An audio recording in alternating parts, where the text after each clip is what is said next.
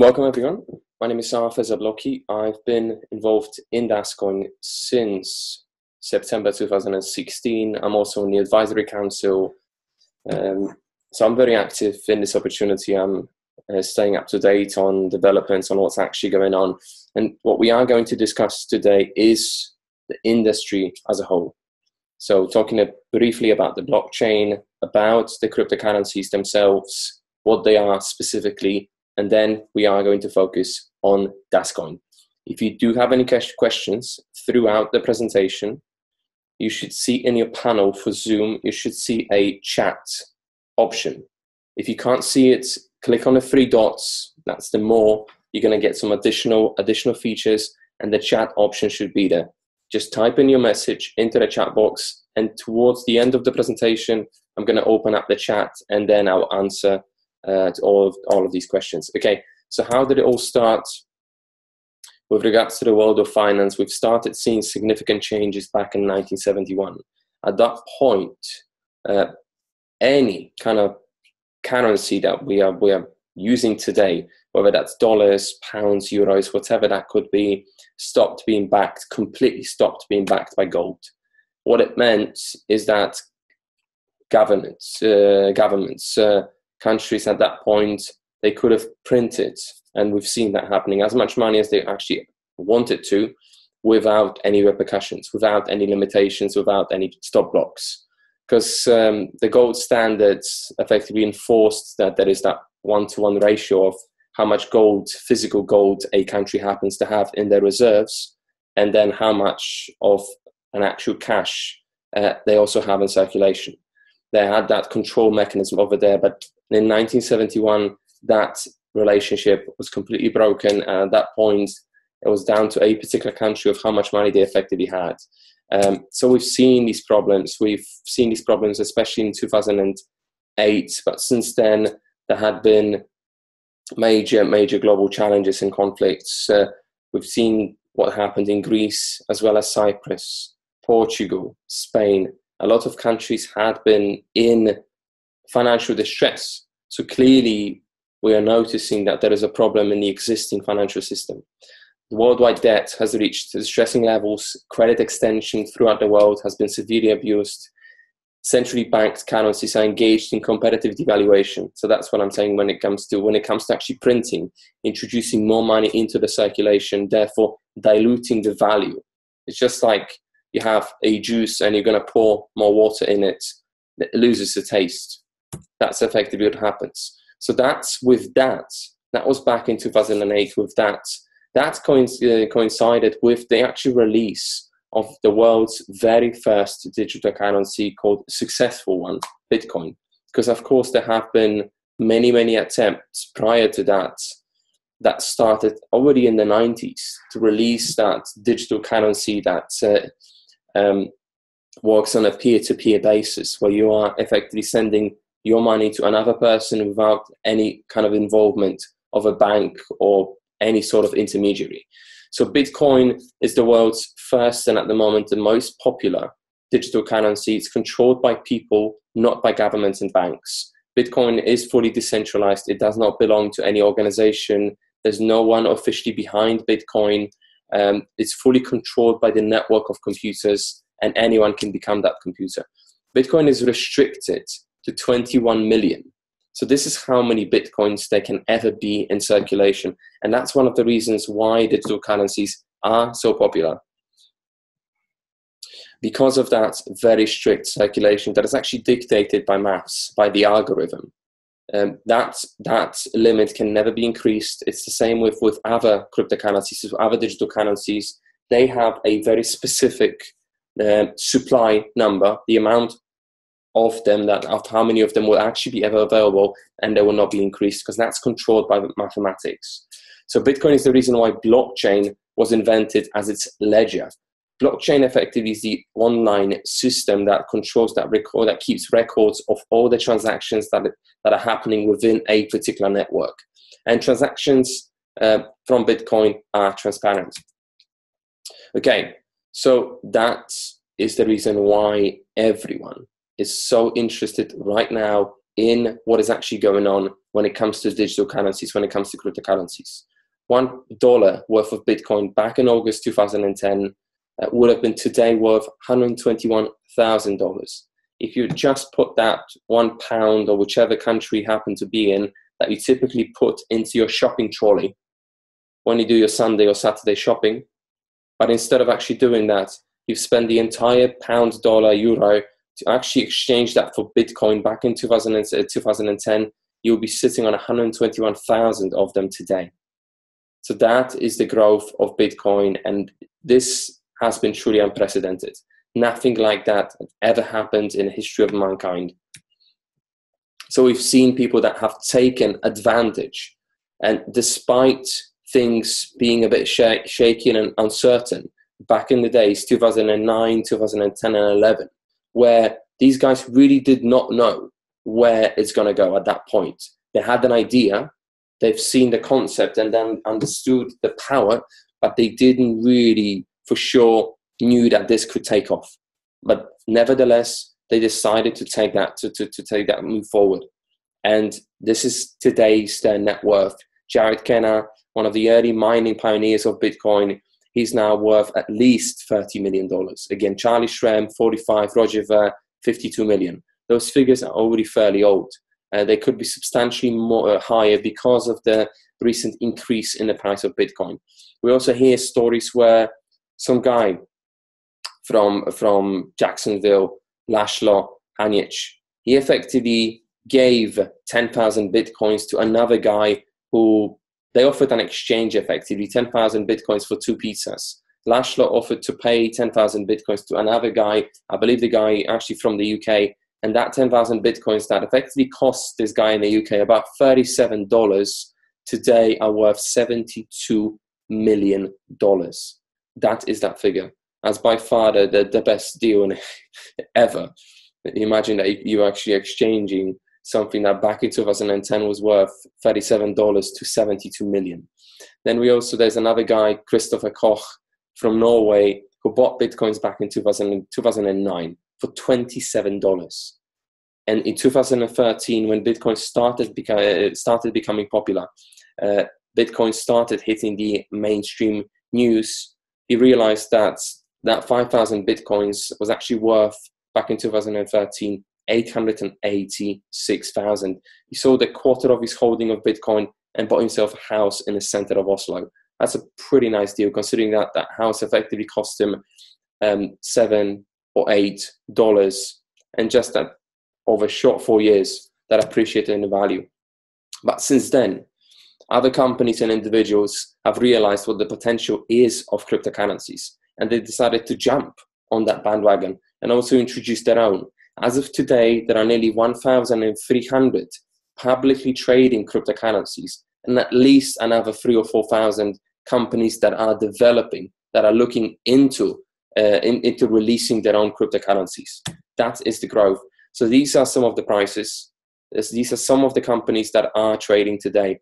What's interesting, actually, to also point out on this slide, that some of the features that these companies have and offer are also the features that Dascoin is looking to introduce. So Bitcoin back in March was worth $1,100, today $7,200. Ethereum from 15 to 320, Ripple from half a cent to 21 cents, NEM less than a cent to 23 cents, Dash 32 to 340, Stratis from 7 cents to $3.57, at some point even $11, Litecoin from $3.79 to $65.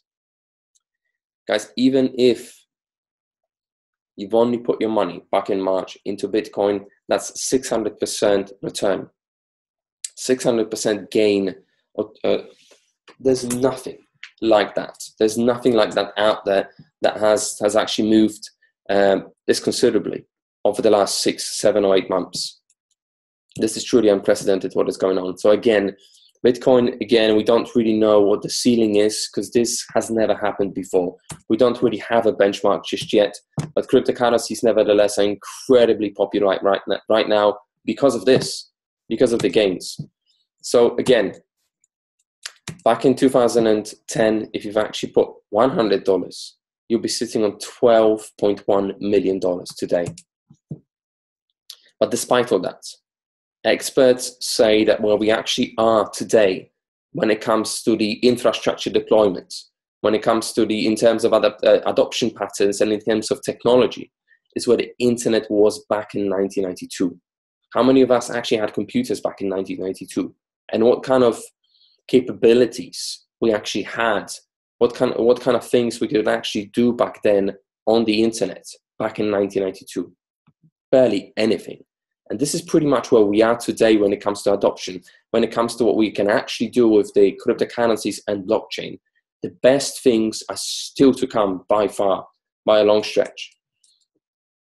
So guys, this is the size of the market today of the digital currencies. So you can see the growth. The market had gone pretty much nearly 10 times from $21 billion. That was the total value. If you added up all the cryptocurrencies publicly trading and multiplied by their supply, so how many there are out there in circulation today, you would come up with a figure of 25 billion back in April. And then today is about actually 205 billion. Despite all that, if you ask someone on the street today if they have a Bitcoin wallet, Bitcoin is the currency that you really need to have if you want to buy any other digital cryptocurrency today. You need to have Bitcoin. Bitcoin is that kind of a gateway, is that entry currency into the world of cryptocurrencies. So if you ask anyone on the street, only one person in 500 will actually say yes. So if you wanted to go to the shopping center and start asking people around, it would take you quite a few hours to actually find that person eventually who will actually tell you that they have a Bitcoin wallet. This is how early we are. It's estimated that only 14.5 million people in the world actually have some kind of cryptocurrencies. This is how early we are. And it's estimated there are 7.2 billion people in the world. So with that, we're seeing these trends emerging, and some of it is because of the advancements in the technology. It's not just the credit cards, it's not just cash. That cash is actually going out of circulation. It's not really going to take that long for Sweden. Sweden is going to be the first country in Europe to drop banknotes completely, to stop using any kind of physical money. They will completely eliminate physical money from circulation. Everything will be done digitally from there on by 2020, and then other countries will follow suit. We're seeing credit cards that are slowly being taken over by mobile payment technology. Credit card is a technology that's been introduced in 1946, over 70 years ago. So you can imagine that's probably about time for that technology to be replaced by something more secure. So we're seeing the emergence of the mobile payment solutions using Apple Pay, Vodapay, and there are other companies, Samsung, Uber, PayPal, that also have their own apps that allow mobile payments to be actually conducted. And it's not just for the digital version of your pound or dollar or euro or whatever else, but also now these payments are starting to be available using digital currencies, using cryptocurrencies. So what is a currency? First of all, these are some of the properties, the most common aspects of a currency. So if you look at the pound, for example, anyone who is actually trying to establish, to first of all figure out what kind of thing we can use as a currency, we could introduce into the financial system, they would typically be looking at these 5 things. Scarcity, so there needs to be a specified amount of that particular currency. Divisibility, so of course you need to be able to divide that into smaller chunks. Fungibility, meaning that you can easily exchange that. You know what the value is of that and how much you can actually, and what you can buy for it. And durability, that will last effectively, whether that's against time or weather conditions. And transferability, easily transfer that money from one person to another. So these are some of the properties that any kind of currency, whatever you want to use, and I'm not just talking about crypto, but also normal, they have to have in order to really be treated and stand the test of time. So what is a cryptocurrency then? Again, on top of the previous properties, cryptocurrencies have a strict supply because of maths. Everything is based on maths. You don't have to rely on an individual, on a company, on a government when it comes to the supply, because we know that governments print more and more and more and more. That supply is actually not limited. With cryptocurrencies, the system or systems are governed by maths. It's maths, it's algorithms that dictate. And cryptocurrencies do have a strict supply. When it comes to Bitcoin, it's just shy of 21 million. There will never be more. When it comes to Dascoin, just about 8.6 billion. There will never be more. That's it. Another feature is the blockchain, is that online ledger, online system everyone has access to, where you can go and track balances of different accounts. It's peer-to-peer. Cryptocurrency is me sending money to you without anyone in between, without any intermediary. Therefore, it's a lot quicker, it's a lot cheaper for that transaction to take place. And everything is also secured by cryptography. So it's encrypted and it's a lot safer. So again, transactions are me to you, direct. They are fast over the internet, just like typically just however long it takes to actually send an email from me to you. That's how long it should take for you to actually send a cryptocurrency to another person. They're cheap, again, because of that. You don't have to pay fees to intermediaries, to parties in between. Secure because of the cryptography used, frictionless. You can do that anywhere. There are frictionless, meaning borderless. There are no countries effectively. You can be in the UK and send your cryptocurrencies to Thailand, to Uruguay, to Uganda, Nigeria, South Africa. It does not matter where you happen to be. There are no borders. Private. So although you can see certain things inside that digital ledger, the identities are not being disclosed. So you're still private within that blockchain, without that ledger, without that online database that is actually recording all these transactions that are actually occurring. And because everyone has access to that system, everyone can verify also the transactions, there is no double spending.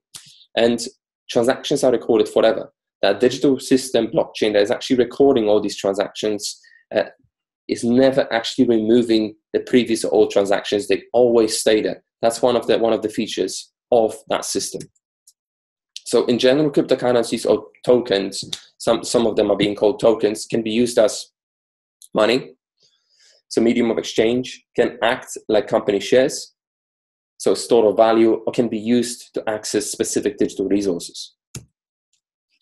And so again, what is that blockchain? The easiest thing or analogies is to actually use a freight train where you've got these blocks, you've got wagons effectively that are of a specific size, and you've got a very specific gap. So if you were to actually load some kind of wheat, for example, or coal or wood into these wagons, so you would have a platform that would then move, and then one wagon would be loaded and then shifted to left or right, another one would come along, and then you would load it with some content again, it would shift, and another one would come along. That's effectively how it is. That's what that chain of blocks effectively is.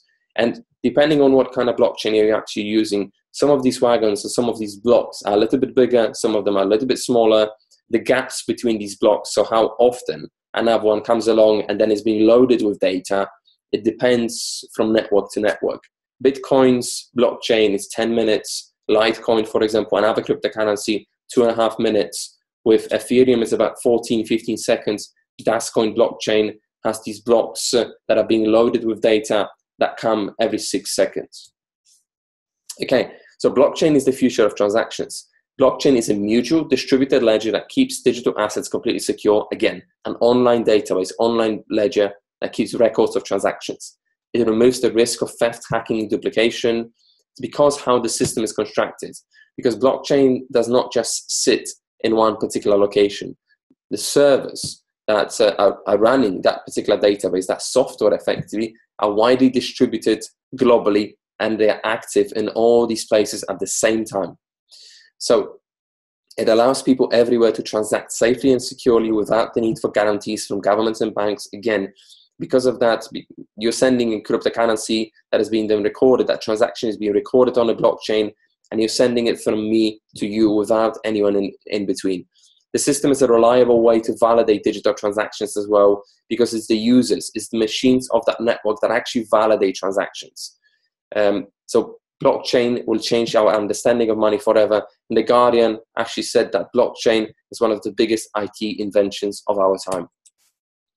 And we're seeing these cases, we're seeing these instances, and news all over media where governments are declaring that they're focusing now on it, they're developing their own systems based around the blockchain so that they can optimize, increase the efficiency of their own transactions and processes. So 80% of the world's banks are developing their own blockchain technology. Dubai aims to shift 100% of government transactions to blockchain by 2020. Indian government sees blockchain as the means to abolish cash. Russia's government is looking to test blockchain land registry system. So these are some of the news with regards to the blockchain. 6 big banks joined blockchain digital cash settlement project. The world's largest tourism company goes big on blockchain. RBS partners with Financial Conduct Authority on blockchain mortgage app. EY teams up with Maersk, Microsoft on blockchain-based marine insurance. Russian official blockchain will seriously change tourism industry. You can just type blockchain into your browser, into Google, and you'll see pages and pages and pages of not just companies, but also governments that are now paying attention. So with that, of course, because of especially the financial incentive, a lot more people have actually started paying attention to what is actually going on. It's not, of course, for private individuals, potentially is that increase that is making this whole space so incredibly attractive. But for the companies, for businesses, it is the innovation, it is the technology that is really making changes. So we've seen some of the early versions of the blockchain that Bitcoin effectively introduced back in 2008, 2009, but today is 2017. And we've seen some of the challenges that Bitcoin has been experiencing over the last years that aren't really being resolved and aren't going anywhere. So, and we've seen these technological trends happening before, where one disruptive company came onto the market, lasted for a few years, but then another one came along and introduced something based on that initial invention, but a lot better, a lot more efficient, a lot more user-friendly.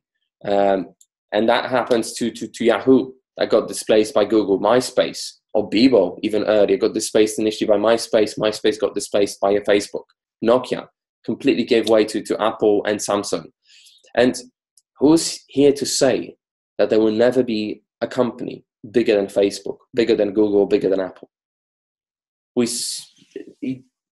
I honestly wouldn't put a bet on that. I can imagine and I can see over the next 2 or 3 decades something else happening, another big disruptor coming onto the market and displacing potentially some of these companies that are considered to be an absolute giant.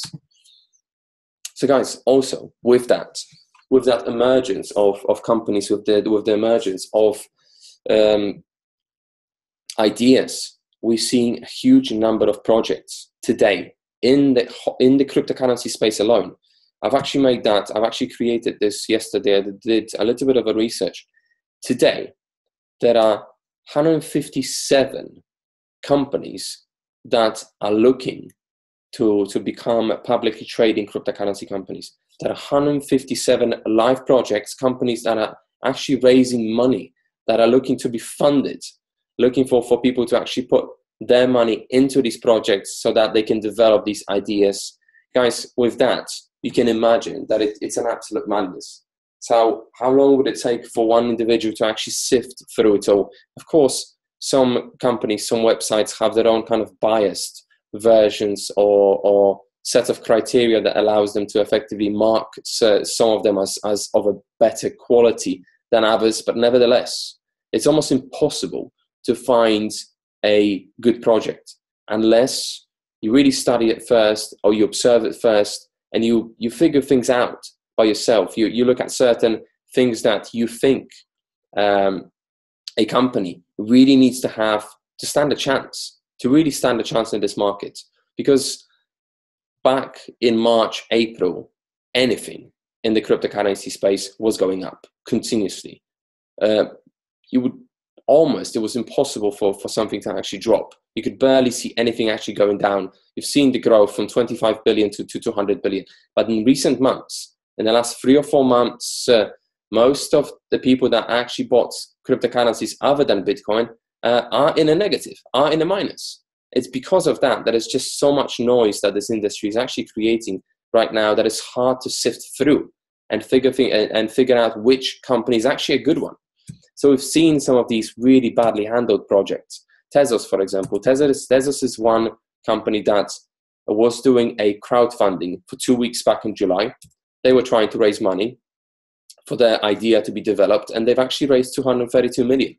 And what they've actually said recently, that maybe they're going to have a very first version of their product available in an alpha version, I think that was, in February 2018, if everything goes well, because of some political issues. So this is within the company. Guys, this is the problem that we are seeing today, especially when it comes to ICOs. So ICO it's just like IPO. When a company wants to go public, but in the cryptocurrency space, all these companies effectively have, most of them, is a pretty website, a document that explains what they are trying to do, and that is about it. And then they say, this is the amount of money that we're looking to raise, help us. That's what they do. Without establishing or having a proper team, proper partnerships, without having any products, these guys are just coming up with ideas. They're saying, this is what we want to do. This is the document that explains it, our project. Give us the money and we're going to do it. This is what ICOs are today. But today, you just cannot blindly go and pick and just give your money towards something like that. But because we've seen too many of them going south already, and this number will only increase. But luckily, we also have some of the projects under development, some of the companies that are about to go public that are actually extremely well handled. And one of them is Dascoin. That's the currency that we really wanted to focus on during today's webinar. So what is Dascoin? Dascoin is working, first of all, this is the key product of the company. This is the solution that Dascoin is working on, and this is their silver bullet. So what it effectively is going to be, you're going to have an app that you'll be able to download from an app store or Play Store called Daspay. You're going to install that app on your phone. That app will connect to Dascoin, to your own web wallet, to the platform that's going to be storing your Dascoins, and you'll be able to go with that app, with your phone, to any store that accepts Visa and MasterCard, and it's considered that there are around 60 million places like that around the world today. And all you will be doing is, just like you're using your contactless credit or debit card today, you will just be tapping. You will just be scanning with your phone, and these payments will take 6 seconds from start to finish, from that transaction actually being recorded on the blockchain of Dascoin as well, using Dascoin cryptocurrency. So again, you go into any shop, any store that accepts Visa and MasterCard, 60 million places. And these guys, these shops, corner stores, supermarkets, will not even know that you've actually used Dascoin to actually conduct that transaction, because of the mechanism, because of the system that is being used. So it does not require any changes to their systems. The moment it launches, you'll be able to take your phone. If you know that this place accepts Visa and MasterCard and contactless, you're just going to do this without worrying about anything. And this will also work for transfers. You can also transfer your money from one place to another, from one person to another. It does not matter where they are, providing that they have that app on their phone installed. You'll be able to do that within 6 seconds, and they will receive the money, and they will be able to go to the store and start transacting. This will connect millions and millions of people into the global economy. Again, you don't have to carry cash. When you travel from place to place, you don't have to have any cash, any paper notes with you in your pocket. All you have to have is your mobile phone. That is it. So Dascoin, there is nothing like that today. There are solutions that are trying to use Bitcoin, cryptocurrency, and either an app or debit or prepaid debit card, credit card. to have something very similar, but it will be nowhere near disruptive as the solution from Dascoin, as DasPay. And that's because of Carta. That's because of Carta Worldwide. Brian Semke, the CEO of Carta, is the guy who actually presented this concept, presented what he's actually going to do for Dascoin back in March in Zurich. He was there at Dascoin's event where he explained what he's going to do. And Carta is actually the company that has already introduced, has a proven track record of delivering mobile payment solutions to companies like PayPal, like Apple. It's because of Carta, Apple has Apple Pay today. MasterCard, Visa, TransferWise, VodaPay, again, it's because of Carta, you have VodaPay solution today. Nets, Westpac, Sabadell, Allied Wallet, Novum, HP, Samsung, Ferranum, NXP. All these companies, they have their mobile payment solutions today because of Carta, because of the partnership with Carta. They've successfully introduced mobile payment solutions for them. Carta powers mobile payments for 62 banks in Denmark. Carta is the company that is working with Dascoin on introducing mobile payment solution for Dascoin. Just 1 second. I'm just quickly going to check if there is anyone else who's actually trying to get in. Yes, quite a few people. Okay, let me let them in very quickly.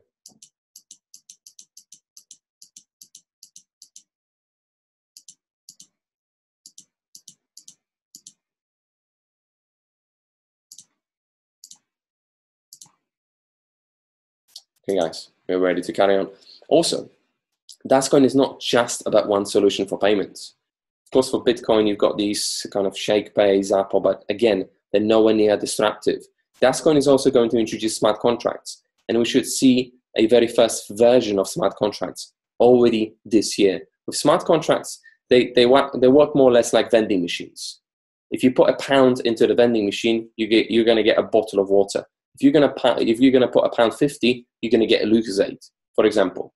So you are creating with smart contracts, you and another party, another individual or company will be able to create certain criteria that have to be matched. And once they are being matched, this contract between two parties is being automatically resolved by the system.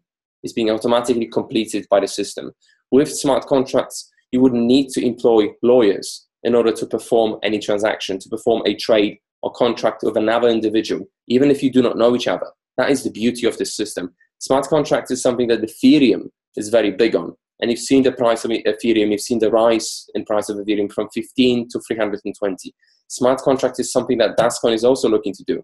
And actually the director of DasPay, Blair Baker, stated this a few days ago, that he's developing a DasNet blockchain use case. I have a large agriculturist who has agreed to participate. I spoke with the large agricultural producer yesterday and today, in fact. His agriculture was featured on an episode last month of the popular US Sunday night television program called 60 Minutes. I'm very excited about this one because it would give DasNet amazing exposure, and the implications are global for this DasNet smart contract. So he's also involved in creating smart contracts, and this whole process is already underway. And again, and this will be possible because of the partnership, another technological partnership that Dascoin has already today. Again, remember that Dascoin is still under development, that they haven't even launched yet, and they've already got so much. This is another technological partner called Bluezell Networks. Bluezell is a company that has been recently awarded with the Technology Pioneer status by World Economic Forum. So previous recipients, Airbnb, Google, Kickstarter, Mozilla, Palantir Technologies, Spotify, and Twitter. So Pavel Baines was also there at the event in Zurich when Dascoin launched their own blockchain, their own cryptocurrency, and the web wallet.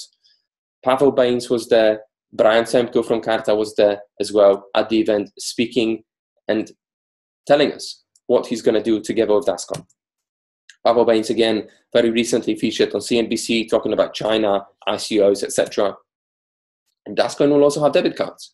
So you'll be able to go to an ATM, put your debit card into an ATM that's going to have Dascoins on it. You're going to put that in, and you're going to say how much money you want to have of a local currency, whatever you happen to be at the time. You can be in Nigeria, you can be in India, You can be in the US, Australia, UK, does not matter. And your Dascoins automatically on the fly will be converted based on a current exchange rate of when you're actually making that withdrawal from an ATM, and you're going to get the money from the ATM in your local currency.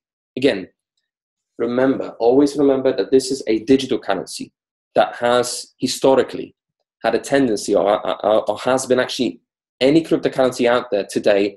Historically, when you look at the graph and their prices back in January, February, March, they have that tendency of actually increasing in value over time. So if you're paying for something today that costs, for example, half a Bitcoin, there is a possibility that 6 months down the line is going to be a quarter of a Bitcoin for the same item.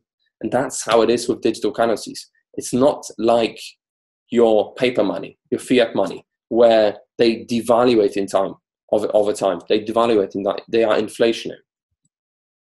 Okay, Dascoin will also be listed on external exchanges. They are aiming to have their first listings already before the end of March. So over the next 4 or 5 months, Dascoin will also be publicly trading. So you don't really, at that point, you wouldn't have to actually buy a license in order to join, to become part of Dascoin. You would just buy Dascoin from an external exchange. We don't really know what these are going to be just yet. They're being negotiated already by the company, but they haven't been named for the obvious reasons. So external exchanges launch before the end of March. And that, again, is the risk to reward mechanism. Anyone who's joining the opportunities, joining Dascoin right now, is getting a lot more Dascoins for their money. Anyone who's going to be waiting another 4, 5, 6, 7 months is going to get a lot less, just like with any other project. Dascoin, and this has been introduced very recently to us. We didn't know that Dascoin is also planning to do that. Dascoin will launch a platform that will work in a similar fashion like Ethereum today, where Dascoin as the company, the ecosystem, will also help other companies that are looking to launch their own tokens, their own cryptocurrencies, will act like a host, where people will be able to exchange their money to Dascoin and use Dascoin to buy these tokens of the companies that are just about to go public. So Dascoin will also have that support, will have that platform. Dascoin is also working with organizations, other blockchain companies on together, creating a set of rules that would introduce regulations to the industry. That's a picture from the recent event that Dascoin was actually the main sponsor of in the Chartered Insurance Institute in London, organized together with Long Finance. And Dascoin already has the KYC and AML banking standards. So this is what Dascoin has done so far. Dascoin has their own web wallet, webwallet.com. Actually, it's quite interesting that they've managed to actually have that domain. Very, very interesting. Dascoin has their own blockchain. That is a 6-second blockchain. It's the fastest blockchain in the industry today. Dascoin has their own exchange already as well. And Dascoin has their own hardware wallet that is enforced. Dascoin is the first company where having a hardware wallet to store your Dascoins on is mandatory. And Dascoin has their own cryptocurrency. So web wallet was launched in March, major update in September. Blockchain launched in March already. There are over 2 million blocks that have already been created since. Dascoin has their own cryptocurrency, then released their own exchange, Das Exchange, that will be supported other cryptocurrencies as well. So in the future, hopefully already in 2018, you'll be able to trade, to buy or sell Bitcoin, Ethereum, and other cryptocurrencies on Das Exchange, on Dascoin Exchange. Dascoin again, and that web wallet, hardware web wallet, was released in September, just a couple of months ago. And this is the roadmap of Dascoin. When you go to webwallet.com, you'll be able to find it there. Again, debit card, smart contracts. So introducing another exchange, DAS-based solution, expanded Das Exchange, so allowing others to take benefits from Das Exchange. That's all there. This is the infrastructure. Dascoin, it's already been tested that Dascoin can actually process the system of Dascoin, the DasNet blockchain can actually record up to 100,000 transactions per second. Bitcoin can only do 3. So that's why the equipment that Dascoin is actually using is of a commercial grade to make sure that this is possible. So that is the network that Dascoin is looking to create before the end of this year. And that is in 2018. And beyond that, there will be pretty much dots everywhere. beyond 2018. These are the founders: John Pretoy, Terry O'Hearn, Michael Matthias, George Sarcevich, very active, working on a vision, working on a concept since 2014. In 2015, a few of them experimented even with other cryptocurrency projects to see what they are about, to see what those companies are looking to do, are looking to introduce, to collect some ideas, to help them actually narrowing down that vision, creating that concept, introducing certain aspects of the system that will accelerate the growth of the community, accelerate the growth of the network. John Pretoy, especially specializing in the video conferencing, in the video broadcasting services. Terry O'Hearn, he actually was the founder, and he ran a very successful retail chain across Canada. Michael Matthias spent many years in the financial sector working for American Express. Princeton University graduate. George Sarcevich, also Princeton University graduate. They've actually known each other. They've actually been colleagues at the universities. They studied at the same time. George has been an advisor to the Ministry of Serbia, also working for JP Morgan Chase. He's the director of Web Wallet. So Dascoin is an alliance of 11 entities that come together and together create this project. It's a community of visionaries. It's a Westminster governance system that is not just a company that is actually dictating and telling everyone else what they are going to do and what they are going to introduce, but it's us. It's the community of users. It's people that have Dascoins that also have the say. We can create some sort of, it's the easiest way to explain this. We can create our own little, almost like political parties. That the Westminster governance system, it's almost like the British Parliament, where you sit there, you've got your own little party, and you can also agree. You also have the right to vote when it comes to actually making certain decisions. Secure network of hardware, blockchain-based operating system. Everything that is happening within the network is being recorded on the blockchain of Dascoin, and this information can be easily searched, it can be easily retrieved, and it's recorded there. A curated array of best-in-class applications. Again, Dascoin will also be helping other companies in creating blockchain-based applications, utilizing the network of Dascoin. These are other board of director members and directors, executives of the company. I've already talked about Brian. Abraham Sofa is also the lawyer of Dascoin. He is responsible for trademarks. Dascoin has trademarks for net leaders and Dascoin. Blair Baker spent over 20 years on Wall Street, advisor to the Federal Reserve. He helped co-launching one of the biggest foreign exchange companies in the world. Eberhard Wedekind came to Dascoin from Volvo. He was the vice president of sales in Volvo Group, one of the biggest car manufacturers in the world. He was actually at some point running simultaneously the European and Asian division. I talked about the founders briefly earlier. Limson Hock is the director. He's on the board of directors of Dascoin. He worked previously for Compaq Computers. Back in the 90s, the second biggest IT company in the world. He took that company from 30 million, the Asian division, from 30 million to $1 billion. KCC, he's the founder of Mastery Asia, organization that helps people and educates on the money effectively. He's educating people on how to achieve a financial freedom. And he's the guy who also worked very closely with Robert Kiyosaki. He's the guy who actually, his name is mentioned in the Rich Dad Poor Dad book. He's the vice president of education for Net Leaders. Toyo Yin, he's now the chief corporate affairs officer for Dascoin, spent over 35 years working for ExxonMobil in various roles there. ExxonMobil, the biggest oil and gas company. Anna Heika, she's very recently joined the board of directors of Dascoin, advisor to World Bank, European Commission, president of Poland, Ministry of Economy, Ministry of Science, founder and managing director of Heika Capital Market Group, rated fourth in terms of assets under management in Poland at some point. So she's been heavily investing. She's got her own hedge fund, effectively Heika Capital Markets Group, and she's been investing money of her clients for over 20 years now. So she's been analyzing companies, making financial decisions on behalf of her clients, and over the last 20 years, she's never made a bad decision when it comes to choosing the company to work with. She's also the founder and managing director of Poland's Growth Funds, banking officer of JP Morgan Chase. That's former now. Of course, that was some time ago. So she's a commercial banker. She was also on the Dragon's Den. She's one of the dragons in Polish version of Dragon's Den. Professor Agustin Winf, he's the latest addition to the board of directors of Dascoin. He was appointed and announced officially, that was announced on the 30th of September.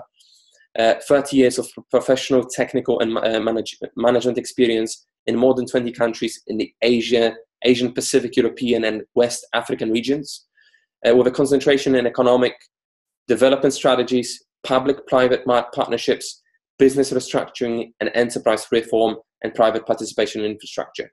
So he serves as a senior investment advisor to Vietnam's special economic zone, advisor to the leading gaming, technology, and service companies in Vietnam in the past 10 years. Jovan Petrovic, he's now the Chief Technology Officer of Dascoin. He came to Dascoin from Hyde Myas company. He helped the founder of Hyde Myas. He joined Hyde Myas in 2009. He took that company together with the founder to an evaluation of 60 million, and that company was then sold to AVG Technologies, a very, very popular antivirus software company. And then AVG, so he was then working as a product manager for AVG, and then that company was then taken over by Avast for 1.3 billion, and he was also a product manager for the Hyde Myas software within the Avast. But at some point earlier this year, he decided that that role just didn't excite him anymore. He was looking again for that company with a really exciting, innovative idea and solution, and that's how he became this Chief Technology Officer of Dascoin. So Dascoin right now has over 60 staff working full-time in offices of Dascoin, 60, and another 20 contractors working on different projects and engagements with the company. Offices in the Shard in London, Bevis Marks, so this is right next to the Gherkin, 3 offices in Belgrade, 2 development and 1 customer services. This is what the company, this is more the features of the ecosystem. So again, 6-second blockchain, VPN solutions, smart contracts, blockchain as a service, network services, DASPay. There are lots and lots of different things that Dascoin is looking to develop. And this chart is already out of date. Today is actually a lot bigger. This is what these are the different areas that the blockchain of Dascoin will be able to support: healthcare, title records, the ownership, voting, intellectual property. What's also interesting is remittance, P2P lending, and microfinance. These areas are already being addressed by the company. The company is already working with institutions and organizations on addressing these areas, and some of the first pilot projects are already underway. Dascoin has already been featured in magazines. This is the magazine that got released, I believe, in May, so about 6 months ago. Basically, Dascoin asked for 2 pages in this magazine, but also they've invited, prior to the release, they've invited the managing editor of that magazine to the event in Zurich. The same event Pavel Baines was at and Brian Semko from Carta was at. Again, this magazine goes out to 140,000 entrepreneurs, millionaires across Asia Pacific every single quarter. So it's a big magazine that's been running very successfully for the last 10 years. Managing partner, managing editor, attended the event in Zurich, and so he was so impressed by what the company is actually looking to release, that he gave another 22 pages to Dascoin, free of charge. So it's a 24-page editorial content. Dascoin has already been featured again in the same magazine, in the latest edition of it. We also have technology advisors. Alexander Matanovic is one of them. He's the guy, the very first institution in the world where you could actually study cryptocurrencies, digital currencies, was the University of Nicosia. Now there are a few more. That was the very first place where you can actually academically study cryptocurrencies. And he's one of the first 17 graduates of that. He studied towards the master degree in digital currency. He's the technological advisor to Dascoin. We also have Daniel Dabek. Daniel was the core developer of MadeSafe Coin. He's also the founder of SafeX Coin. Both of them are already publicly trading, and he's also the core developer and technical advisor to the blockchain of Dascoin. Again, a brief comparison. Again, Dascoin has a 6-second blockchain. So transactions will be started and recorded and finalized within 6 seconds. With Bitcoin transaction, they can take hours. And with the recent news that the SegWit is actually not going ahead, then this problem is still not being addressed or fixed. Genuinely, the network is congested of Bitcoin. So when it comes to usability, Dascoin, because of the partnerships with Carta, will be used by over 60 million merchants straight away. With Bitcoin, there are less than 500,000. When it comes to safety, Dascoin has that hardware wallet where it's actually required for you to have that, to store your coins on that device and to have that device to authorize transactions that you're making. When you want to make any withdrawals right now using withdrawals with your Dascoin, if you want to take out, sell some of your Dascoins or buy some of your Dascoins, you actually need to have that device in order to authorize transactions. And Bitcoin, of course, does not have that. This isn't being enforced by the network. And we've heard many stories about people actually losing their money because of the poor security. Of course, in most of these cases, it is down to an individual.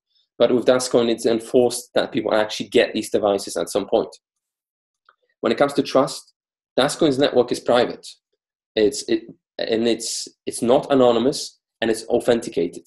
Dascoin requires you to authenticate, to submit your ID, your passport, proof of address into the network, and then Dascoin knows that you are who you say you are. With Bitcoin, anyone really can become part of the network. Versatility, we've seen that Dascoin is way more than just an app, way more than just a cryptocurrency. That Dascoin is working on introducing a lot more products into the system already, right now. Bitcoin is really just for making payments. Again, hardware wallets. What's also very interesting is right now, there are 3 main hardware wallet providers in the world that you see. Top left corner, that's Trezor. Bottom, KeepKey. And the top right corner is the device from Ledger. That's a Ledger Nano S. And actually, Dascoin happens to be using Ledger. Dascoin works together with Ledger, is actively working with Ledger, and that is the company that they are using. Look at the validator. Can you see that? That is the device that has been rebranded. Dascoin has their own software on it to store Dascoin cryptocurrency. So this is undeniable proof that Dascoin genuinely has a cryptocurrency. All I need to do when I'm speaking with people who don't believe is to show them this device. It comes from Ledger. It's a clear proof that Dascoin has their own cryptocurrency. And it's also interesting, that is all that is required for a company to launch on public exchanges. Providing that you have your own cryptocurrency, and clearly we have, that is all you need. Dascoin is now working for the next few months on actually growing the community, because that is also required for everything to work together, especially for Daspay. We need a large number of users, a large number of buy and sell orders, initially on their own internal exchange, then on public exchanges for you to be able to easily transact using Daspay. And that is exactly what the company is doing right now. Okay, so what's next for Dascoin? Again, stock trading using cycles, NetLeader's app, that has already launched. First smart contracts, NetLeader's payment card, that they're looking to introduce that still this year. External exchanges, by far the biggest date. They're planning to have the first listings by the end of March. And in Q2, they're going to launch an updated version to the validator and also Daspay solution, the payment solution. That's in the middle of next year. Again, seeing the growth of seeing what I need to update this slide. Actually, this is the old one. Seeing what Bitcoin has done, seeing what Ethereum has done, and seeing what Stratis, Ripple, NEM, these companies really, some of them are companies, some of them are networks of cryptocurrencies, of a particular cryptocurrency. They actually are still lacking, heavily lacking any kind of real life practicality where you can actually have that cryptocurrency, go out there and spend it. Look what Dascoin is doing. Look what they have done when it comes to price appreciation, and just think what Dascoin could do, how quickly the price could shift when Dascoin finally launches. Just that Daspay solution alone. What if they add another 5, 6, 7, 8, 10 products into that ecosystem? How that's going to impact the price of Dascoin. That's what's making it very, very exciting. How to become part of it right now. Dascoin has done it very, very intelligently. The way people are actually being introduced into the project. Dascoin is not restricting you or themselves to like a 2 or 4 week period or window where they say, we want to raise money. Most of the other companies, they say, we want to do an ICO. It's going to be open. The window of opportunity is going to be open for about a month. We're going to try to raise as much money as we physically can. If we have enough, we're going to create this. Dascoin has never restricted themselves by it. They've been selling licenses. They've been receiving money from people since, I believe, July, August last year, 2016. And this will continue. This process will continue. So they have that continuous flow of cash coming into the company and helping them developing, helping them employ staff, opening up new offices, developing technologies all the time because they have that constant cash flow, constant cash coming into the company. So they actually sell licenses. But of course, as you can imagine, there is a catch. The catch is the closer you join to them going public, the less you're going to get for your money. So people that have joined already the company a year ago, they've received significantly more Dascoins for their money than people that are joining the company now. It's the risk to reward. The less developed something is, the more that company is willing to give you. The more developed the ecosystem is, the company is, the less you're going to get, because there's more certainty that things are going to happen. So this is what you get for your money today. €100 license is going to give you 203 Dascoins. The effective price per coin, so you are effectively paying, if you divide 203 or 100 by 203, that's effective price per coin, 4.9 euro cent. €2,000 license, you are getting 4,437 Dascoins. So effectively you are paying 45 euro cent per one Dascoin. But the €25,000 license, you're getting 240,336 Dascoins. So you are effectively paying 10 euro cent for one Dascoin. You're also seeing these cycles here. What cycles are, this is what you actually are initially receiving. Actually, where is that slide? I'm going to go back to the previous 3 that I've just skipped. So this is just to explain it, this is what you are actually getting. Initially, when you buy your license, you're getting cycles. And then as of today, you have actually the say of what's happening with these cycles. Because again, Dascoin is not just one product. It's not just a cryptocurrency, but Dascoin is a whole ecosystem. It's a whole palette of different products, services that the company is looking to introduce. Therefore, not everyone, for example, who's buying a license is interested in Dascoins. What they've done, they've introduced an internal currency called Cycles, and then Cycles is like a credit. Sometimes if you happen to be playing video games or computer games, you sometimes use platforms like Steam, where you're topping up this platform with credits, and then you spend these credits on games, on music, on videos, or whatever that is. And that's effectively what Cycles are. Cycles is that internal currency, is that credit that you are exchanging your money for, and then you exchange your credits for Dascoin, or you exchange your credits for smart contracts, for encrypted data services, blockchain as a service.